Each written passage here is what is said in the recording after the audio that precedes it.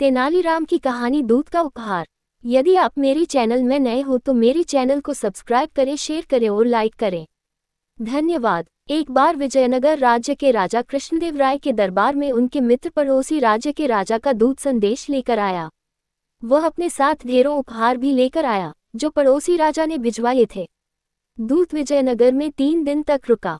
इन 3 दिनों में विजयनगर के राजा दरबारियों द्वारा उसकी आवभगत में कोई कमी नहीं रखी गई। वापस जाने वाले दिन जब दूत राजा कृष्णदेव राय से मिलने आया तो उन्होंने भी अपने मित्र को देने के लिए दूत को ढेर सारे उपहार दिए। वे दूत को भी कुछ उपहार देना चाहते थे। उन्होंने उससे पूछा, हम तुम्हें उपहार देना चाहते हैं, जो चाहे मांग लो, हीरे जवाहरात, सोने के सिक्के, आभूषण, रत्न। राजा कृष्णदेव राय की बात सुनकर दूत बोला, महाराज, आपके मेरे संबंध में विचार किया, इसलिए बहुत बहुत धन्यवाद, किंतु मुझे ये सब नहीं चाहिए। यदि आप मुझे उपहार देना ही चाहते हैं तो कुछ ऐसा दीजिए जो सुख दुख में जीवन भर मेरे साथ रहे, जिसे कोई भी मुझसे छीन न पाए।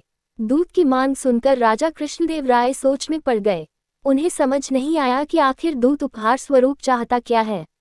उन्होंने इस आशा में दरबारियों की ओर दृष्टि घुमाई कि वे उन्हें इस संबंध में कुछ परामर्श दे सकें, किंतु सबके चेहरे पर परेशानी के भाव देख वे समझ गए कि उनकी स्थिति भी उनसे भिन्न नहीं है। ऐसे अवसर पर तेनालीराम की बुद्धिमानी की कारगर सिद्ध होती है। ये सोचकर उन्होंने तेनालीराम से कहा, तेनालीराम, हमारी आज्ञा है कि दूत की जो मांगा है वह उपहार तुम उन्हें हमारी ओर से दो। अवश्य महाराज। जब आज दोपहर जब दूत यहाँ से अपने देश के लिए प्रस्थान करेंगे तो वह उपहार उनके साथ होगा।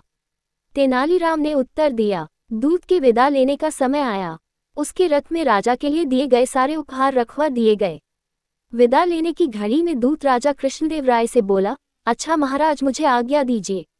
आपके आतिथ्य के लिए बहुत बहुत धन्यवाद, किंतु दुख इस बात का है कि मेरा उपहार मुझे प्राप्त न हो सका।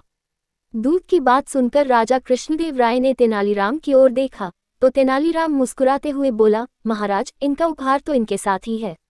राजा कृष्णदेव राय, दूत सहित वहां उपस्थित सभी दरबारी आश्चर्य में पड़ गए। तो तेनालीराम दूत से बोला, महाशय, आप पीछे पलट कर देखिए, आपका पुरस्कार आपके साथ है। दूत ने पीछे पलट कर देखा तो उसे कुछ दिखाई नहीं पड़ा।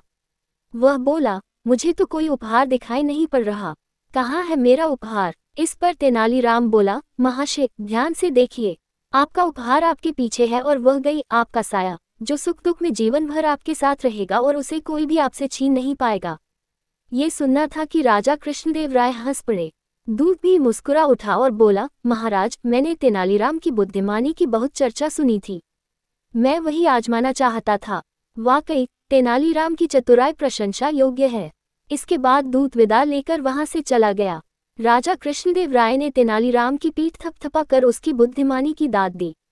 पूरी कहानी सुनने के लिए धन्यवाद।